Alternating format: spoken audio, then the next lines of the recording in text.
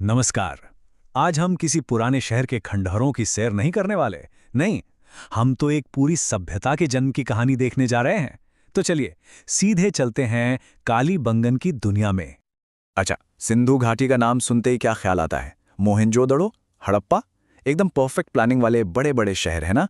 पर क्या सारे शहर ऐसे ही थे या ये सब रातों रात बन गए? आज हम एक ऐसी जगह की बात करेंगे जो इस पूरी सोच को बदल देती है। ये हमें बताएगी कि इन बड़े बड़े शहरों से पहले क्या था। तो इसका जवाब है कालीबंगन। इसका नाम काली चूड़ियां यहां मिली टेराकोटा की चूड़ियों के टुकड़ों से पड़ा है।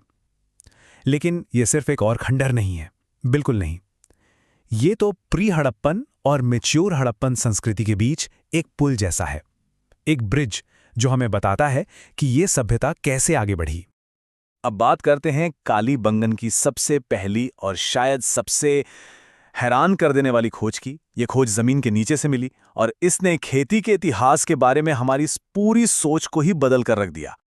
जरा इस तारीख पर गौर कीजिए। लगभग 2800 ईसा पूर्व, मतलब आज से करीब करीब 5000 साल पहले, ये दुनिया का सबसे पुराना जुता हुआ खेत है जिसके पक्के सबूत मिले हैं। इसको ऐसे समझिए कि जब मिस्र में ग्रेट पिरामिड्स बन ही रहे थे तब यहां ये सब हो रहा था। सच में यकीन करना मुश्किल है। पर रुकिए, ये कोई आम खेत नहीं था। आर्कियोलॉजिस्ट्स को यहां हल की लकीरों के 2 सेट मिले जो एक दूसरे को राइट एंगल पर काट रहे थे। जानते हैं इसका क्या मतलब है?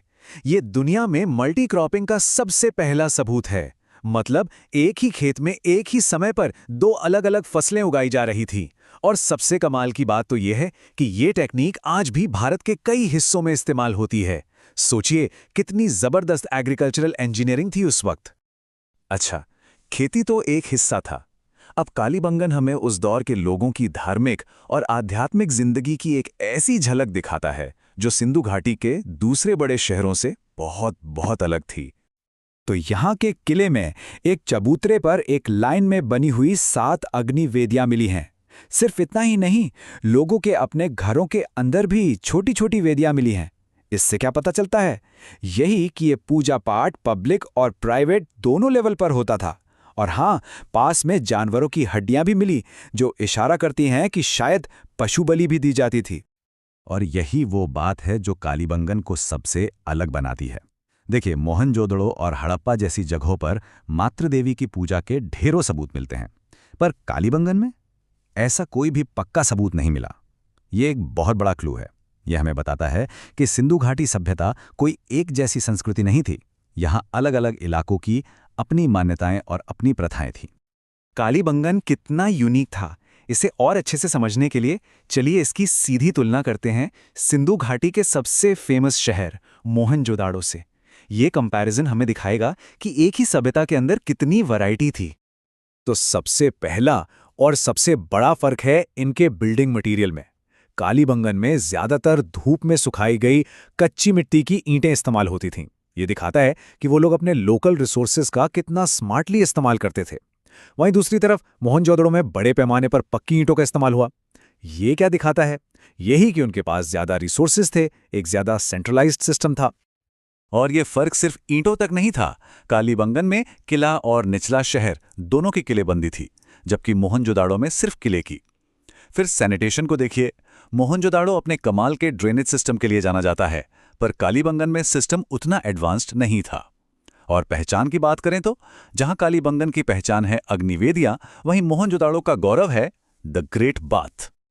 और सच कहें तो ये जो सैनिटेशन वाला मामला था ना, ये कालीबंगन की एक कमजोर नस थी। मोहनजोदाड़ो जैसा ऑर्गेनाइज्ड नालियों का नेटवर्क यहां था ही नहीं। कचरा इकट्ठा करने के लिए सड़कों पर सोखने वाले गड्ढे या मटके रखे होते थे। तो ये हमें याद दिलाता है कि ये प्राचीन शहर कोई यूटोपिया नहीं थे। ये भी असली जगह थीं, अपनी मुश्किलों और अपनी कमियों के साथ।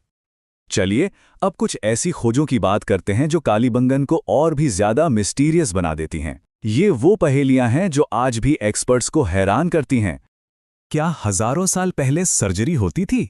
सुनने में किसी साइंस फिक्शन फिल्म जैसा लगता है ना? पर कालीबंगन से एक ऐसा सबूत मिला है जो इसी यकीन आने वाली बात की तरफ इशारा करता है। यहां एक बच्चे की खोपड़ी मिली है जिसमें 6 ड्रिल किए हुए छेद हैं।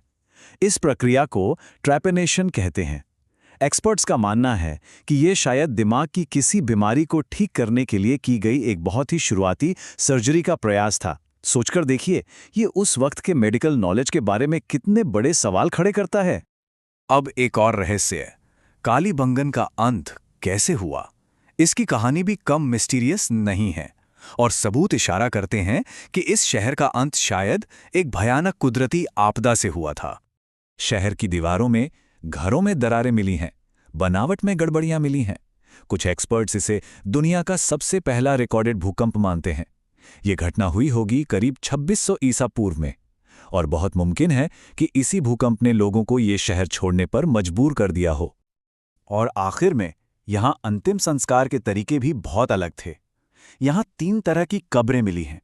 एक जिसमें पूरा कंकाल दफनाया गया है, दूसरी जिसमें सिर्फ सामान रखा है, मतलब सिंबॉलिक, और तीसरी जो बस एक खाली गड्ढा है। ये दिखाता है कि मौत के बाद की जिंदगी को लेकर उनके विश्वास कितने कॉम्प्लेक्स थे। तो आखिर में हम कालीबंगन से क्या सीखते हैं? यही कि सिंधु घाटी सभ्यता एक बहुत बड़ी और डाइवर्स दुनिया थी, कोई एक जैसा साम्राज्य नहीं। ये सिर्फ एक शहर के खंडर नहीं हैं, ये तो एक पूरी सभ्यता के सफर की कहानी है। खेती की शुरुआत से लेकर एक कॉम्प्लेक्स शहरी जीवन और अपनी अलग धार्मिक मान्यताओं तक का सफर।